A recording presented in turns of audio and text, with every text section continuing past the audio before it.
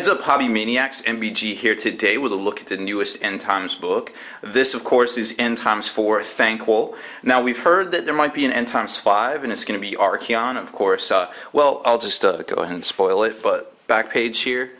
It looks like the rumors might be true, right? So there it is.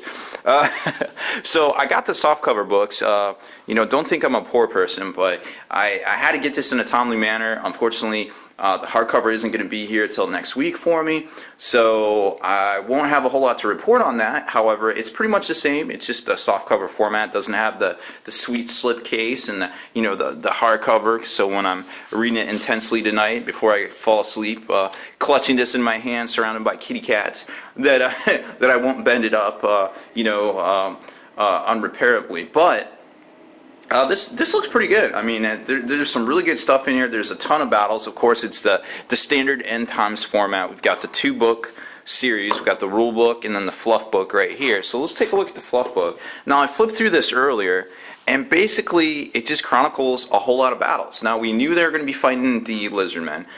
We kind of knew they were going to be fighting the Dwarfs. By they, I mean, of course, the Skaven. But there's also some battles with the Empire and Nuln.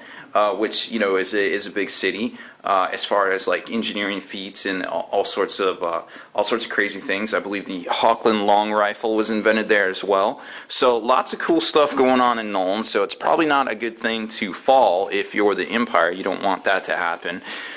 So let's take a look at the basic books now. I'll let you know right off the bat. The Storm Fiends, these guys look amazing. They look like crazy obliterators. I wish I had a Skaven rat army for 40k because that would just be pretty much the coolest thing ever. I know there's a lot of people out there with those converted up already, but it would just be really neat to see these days just because of all the new kits that have come out. So we get into some fluff right here, and then it gets into the actual orders of battle, which I don't really know. This is all fluff, fluff, fluff. Fluff, fluff, fluff. We got, this is not the first battle. Chapter 1, Assault on Austria. So they're basically getting all up into the Lizardmen. The book actually concludes, well, sort of it concludes, with a Lizardmen assault as well. But basically, you know where they're going. They're in Austria. Then we get into some Dwarf Battles here, which is really interesting to see. So here's some of the Lizardmen stuff. The City of Mist, of course, another big place in the Lizardmen Empire. The Order of Battles, some more Lizardmen stuff, the whole Empire and kind of what's going on. Make sure you check out the White Dwarf from last week too. That was issue 50, I believe. That basically showed the whole timeline, so all this stuff kind of syncs up in your head. Then we get into the Dwarven Assault, which of course I can't show you. There it is. Blood Beneath the Mountains. So we got the Head Taker rolling up in, and he is going to do a lot of stuff with the dwarfs. Then, of course, assaulting the dwarfs wasn't enough. We get into some of the secondary battles with the Empire. Back to the Lizardmen at the end. More dwarfs. Where is it? There's some Beastmen stuff going on. Oh, here's the Nuln campaign for the Lizardmen, or for the Empire and the Skaven.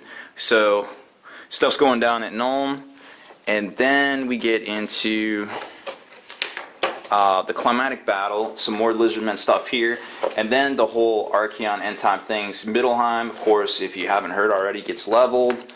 Oh, and there's the Chosen One himself.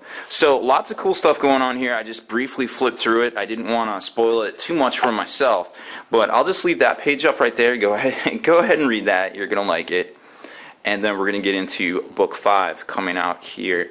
I guess it's rumored to be March, followed by Warhammer Fantasy 9th, which will be really cool to see. Rules-wise, this is the actual rules book itself with the Thanquol and Bone Ripper model on it. So here's kind of the breakdown. It's pretty standard for what we've seen so far from End Times. You've got the new Warhammer rules for this actual thing, fighting at campaigns, things like that. The Bestiary, the new armies and units. You got Thanquol and Bone Ripper. Remember that actually has two different versions of it. I have to use both hands during this video because it's soft cover. It's very so much work. Oh my gosh. And then you get into the Vermin King himself, which is one of the variants of the Vermin Lords. The Vermin Lords, to see all the different versions of the Vermin Lords, and some of the different new units and things like that. And then the narrative scenario. So, as far as rules go, we've pretty much seen a lot of this. They've been in the White Dwarf. Nothing too crazy surprising besides the narrative stuff, but it's a cool book to read nonetheless. You get the background on Thanquol and Bone Ripper. This is, of course, the 4th incarnation of Bone Ripper, because he gets rebuilt a lot. Then we got the Vermin King, who is one of the named Vermin Lord, which actually helps Thanquol rebuild Bone Ripper for the most recent incarnation, like I said. The Vermin Lords, really cool art here, stuff we hadn't seen in a while. Or at all, actually. I like this new style of it. It's very 1980s comic booky. The Storm Fiends, super crazy looking. New release this week as well. And their weapons. And then we got some dwarfs, pretty cool. And the narrative scenario. So, like I said, I mean, if you're watching this video, you're probably not already on the fence or anything. You're probably already like, well, maybe I will just go down and get it. I haven't thought about getting it yet, but I'll go ahead and do it soon. Go ahead and do it. It's a great book. There's going to be one more. We all pretty much know it's coming out. It's Archeon. And, it's a good series. It's going to be really interesting to see how they wrap it up, how they tie it together. If it's going to be, really is going to be the skirmish game. If it's the whole round-based rumors. Nobody really knows exactly what's up. But I tell you what, these series of books is some of the best writing if you follow fantasy in like the last 20 years from Games Workshop. So it's really neat to see. It gives me a lot of high hopes for the 40K side of things as far as writing goes.